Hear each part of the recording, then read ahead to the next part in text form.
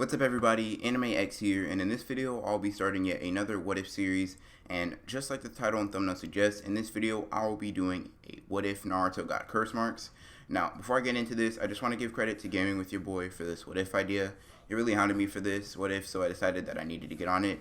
I really appreciate the suggestion, so you know who to thank for this first part of this What If. So, if you guys like this series, you guys know who to thank, but for all of you that are new to this format to my What Ifs, and specifically, it is basically, I'll give some background info on how this What If should be facilitated in the verse, and then I'll hop into the What If itself. So, without further ado, let's get started.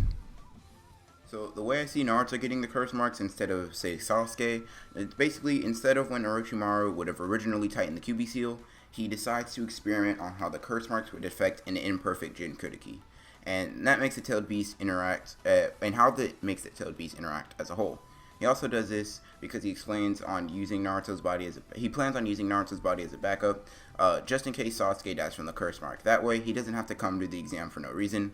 Before Orochimaru can bite Sasuke, he gets hit with a fireball from Sasuke, and this starts off our What If. So after Naruto gets bitten by Orochimaru, Sasuke and Sakura grab Naruto and then dip on out of there. Sasuke makes a fireball and launches it at Orochimaru to give them cover so he can't follow them. And with that, Sasuke shoulders Naruto's limp body and they dash into the woods as quickly as possible. And now that Naruto is injured in this way, Sasuke and Sakura feel a greater sense of urgency than they did before, mostly due to the fact that they don't know what the extent that Naruto's injuries are, and they aren't even sure how long he'll last in this state. Now, after a couple hours of traveling, they find a good spot where they want to stay and try to protect Naruto from, which is similar to the spot where Sakura protects him in the original. When they set Naruto down, they found that Naruto has a severe fever and that he's basically in danger from dying from the curse mark. Sasuke and Sakura are unaware of this, but Naruto is going through a very violent reaction because of Kurama's seal basically rejecting the seal of the curse mark, and it's forcing him to be incapacitated for quite a long time. So not only does Naruto feel the reaction of the curse mark, but Kurama is as well attempting to loosen the seal on Naruto since Naruto's body is in a weakened state. While all of these reactions are going on inside of Naruto, Sakura and Sasuke are trying to find ways to cool Naruto down as he's getting hotter and hotter by the minute. In fact, Naruto's skin is so hot at this point that when they get a damp cloth to cool him down, the cloth is dried in mere seconds. Seeing that playing it safe isn't going to help Naruto, Sasuke dumps a bucket of freezing cold water on Naruto. This may seem a little rash and extreme, but it does help cool Naruto down for a little bit. So, while Naruto is resting, Sakura and Sasuke decide to take turns resting and setting up traps and watching over Naruto during different shifts. Once Sasuke's shift comes up, he hears a noise and sees a group of people walk into the clearing. Sasuke decided not to take any chances, tells Sakura to get ready to leave on his mark, and with that, Sasuke weaves hand seals for a fireball jutsu and then launches it at the silhouettes, which all jump out of the way and into Sasuke's field of vision. He then notices that these ninja have the same headband as Orochimaru did, and he, along with you guys, realize that these are most likely the Sound Ninja and people that are working for Orochimaru. And before Sasuke can even make another move, Zaku blasts him with a sound wave, which sends him flying into a tree, which chases him for a bit. This makes Sakura drop Naruto and charge the Sound Ninja in order to give Sasuke a minute to recuperate. And before she gets anywhere even close to them, Zaku blasts her away as well, and then she screams out as she is repeatedly blasted by Zaku. These screams reach a wandering Rock Lee's ears, who is pretty near to the battle, so before Sakura can get blasted once again, Rock Lee comes in to defend her.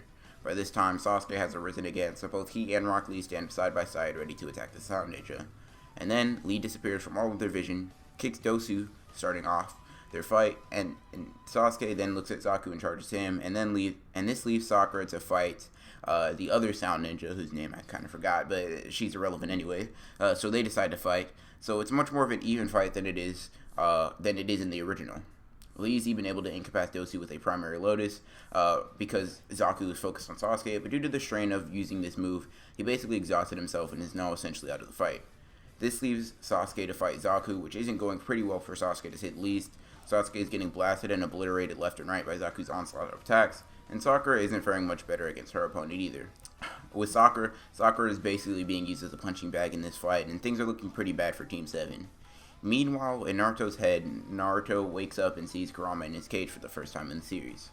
When he sees Kurama at first, he is pretty terrified of him and in fact is wondering where he is.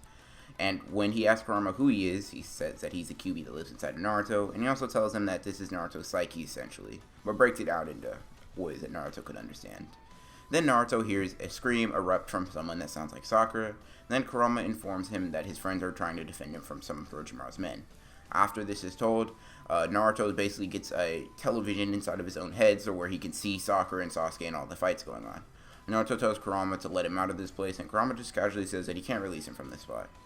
1, because Kurama doesn't feel like it, and 2, because Naruto doesn't have enough chakra to overpower the curse mark seal and to let him out of this place. And Kurama tells him that he's most likely going to die from the curse mark seal that Orochimaru placed on him. Naruto's about to freak out when he asks Kurama what happens to him if Naruto dies. Kurama says that he'll die at least for a short period and he'll be reborn somewhere else. This prompts Naruto to ask Kurama for help, which Kurama decides to give him since he doesn't want to die in particular, and he decides to give him a ton of chakra for Naruto to wake up. But Naruto now just needs something to jolt him awake, and as if right on cue, he hears Sasuke scream out in pain and Sakura call out to Naruto for help. And with that, Naruto arises from his slumber and he instantly appears in front of Sasuke, Sakura, and Lee and tells them they can sit tight, he'll take care of it. With that, Naruto faces the Sound Ninja, ready to get back at them for what he did to his friends. As Naruto says this, the curse mark spread across his body in reaction to his anger and Kurama's chakra. So this means that Naruto is now much more violent and prideful than any previous form of him, even when he has Kurama chakra around him. So now, Naruto is doused in Kurama chakra and covered in curse marks. Dosu warns Zaku of Naruto's power and chakra, which they can not only see but feel the weight of this chakra. Zaku ignores this warning and fires off his most powerful sound blast at Naruto. Then in response, Naruto crosses his arm over his face and then screams at Zaku, and screams at the sound wave, which not only negates it but sends Zaku flying and knocks him out. Naruto then disappears from everyone's vision and launches a series of punches and kicks that completely demolish the unconscious Zaku, breaking not only his arms but his legs and ribs as well. And then Dosu pleads for mercy, only to get launched through the forest by Naruto. And then before Naruto can follow up with any other attacks, Dosu gives up the scroll begging for mercy, but Naruto just isn't having it. He picks up Dosu, throws him next to the tree, and prepares to hit them all with a powerful attack. Then, just before he can strike, finishing the fight, Naruto's curse mark starts glowing, which sends him through a bunch of pain throughout Naruto's body. And then as the pain overwhelms him, the Kyuubi chakra recedes as well, which puts Naruto out of chakra and in a complete state of agony after the fight, and then he passes out, exhausted and writhing in pain. And that, everybody, is where I'm going to end this What If. I apologize for the shorter video, and I also apologize that I didn't get my video out like I usually do on Monday, but I was feeling kind of under the weather, and I really wanted to get this out for you guys ASAP.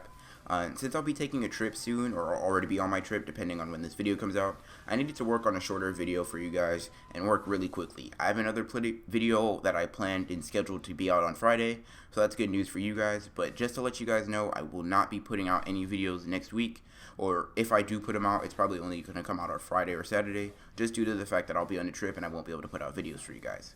One thing that will be able to happen, though, is if you guys have what if suggestions, I will be traveling a lot, so I'll have a lot of time to script and start working on the videos, so just comment them down below. If you guys like this video, you know what to do. Hit that like button and comment, and if you want another part, or if you like the what ifs in general. And if you are new to the channel, I hope you guys liked this what if, and hope you guys stick around the channel.